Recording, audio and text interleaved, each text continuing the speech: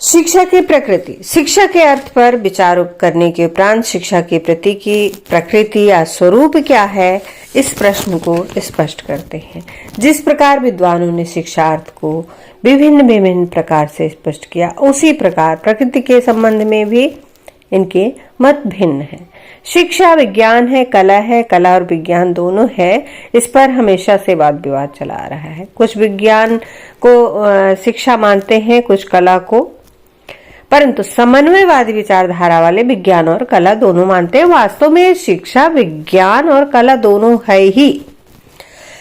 विज्ञान क्या है? विज्ञान नियमित ज्ञान है जो प्रयोगात्मक तथा निरीक्षणात्मक ढंग से प्राप्त किया जा सकता है। इसके प्रमुख लक्षण है तथ्यात्मकता, सार्वभौमिकता, प्रामाणिकता, कार्य कारण संबंधों की खोज तथा उसके संबंध में भविष्यवाणी करना। विज्ञान सत्य की एक व्यवस्था है, साथ ही यह सैद्धांतिक होता है। शिक्षा एक विज्ञान है। गुच ने लिखा है, विज्ञान घटना विशेष के कारण और प्रभाव के मध्य संबंध विषय ज्ञान का क्रमबद्ध समूह है। इस प्रकार विज्ञान वह विशिष्ट ज्ञान है जिसमें घटना विशेष के कारण तथा प्रभाव के संबंध में परीक्षणों के आधार पर क्रमबद्ध अध्ययन किया जाता है।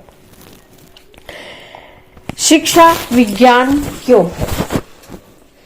अनेक शिक्षा शास्त्रियों के प्रयासों के फलस्वरूप शिक्षा का स्वरूप वैज्ञानिक होने लगा। शिक्षा शास्त्रियों ने शिक्षा अध्ययन संबंध में कुछ सामान्य सिद्धांतों, नियमों का प्रतिपादन किया था। शिक्षा को विज्ञान स्वीकार करने के लिए निम्नलिखित तर्क हैं। शैक्षिक ज्ञान क्रमबद्ध एवं सुव्यवस्थित है। शिक्षा सामान्य तथ्यों से युक्त है। शिक्षा अध्ययन भविष्यवाणी के लिए प्रेरणा प्रदान करता है तथा भावी घटनाओं को नियंत्रित करने की सामर्थ्य देता है। विज्ञान के समान ही शिक्षा भी शिक्षाप्रद है। विज्ञान के समान ही शिक्षा का वस्तुनिष्ठ अध्ययन धर्म एवं नैतिकता से प्रभावित नहीं है। मनोविज्ञान को शिक्षा का आधार माना गया है। इससे शिक्षा का दृष्टिकोण और भी वैज्ञानिक हो गया है। अध्ययन पद्धति के दृष्टिकोण से भी शिक्षा को विज्ञान की कोटि में रखा जाता है। अब जानते हैं शिक्षा कला के रूप में। कला ज्ञान में ही नहीं वरन कुशलता में भी होती है। कला की कसौटी कलाकार का कौशल होता है। कला व्यक्ति को श्रेष्ठ बनाती है। कला का लक्ष्य कुछ करना है, न कि जानना। विज्ञान में जानकारी प्राप्त करने पर बल दिया जाता है अथवा जानने पर बल दिया जाता है। कला में कौशल एवं अभ्यास को सम्मिलित किया जाता है। बिना अभ्यास के कला नहीं आती। शिक्षा एक कला है।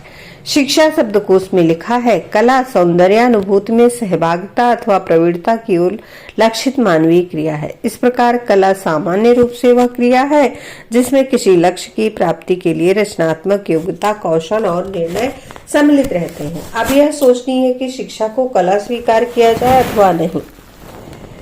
शिक्षा को कला स्वीकार किया जाए तो यह यथार्थता की उपेक्षा कर उसे व्यक्तित्व, भावनाओं, साहित्य शैली से परिष्कृत करना पड़ेगा। यथार्थता के अभाव में शिक्षा निश्चित रूप से पीछे हो जाएगी।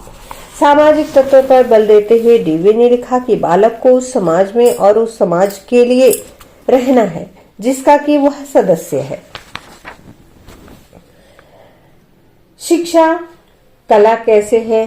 कलाकार साहित्य तत्वों के प्रस्तुतिकरण में सत्यता पर विशेष ध्यान नहीं दिया जाता, जबकि शिक्षा शास्त्रियों के लिए सत्यता अनिवार्य है।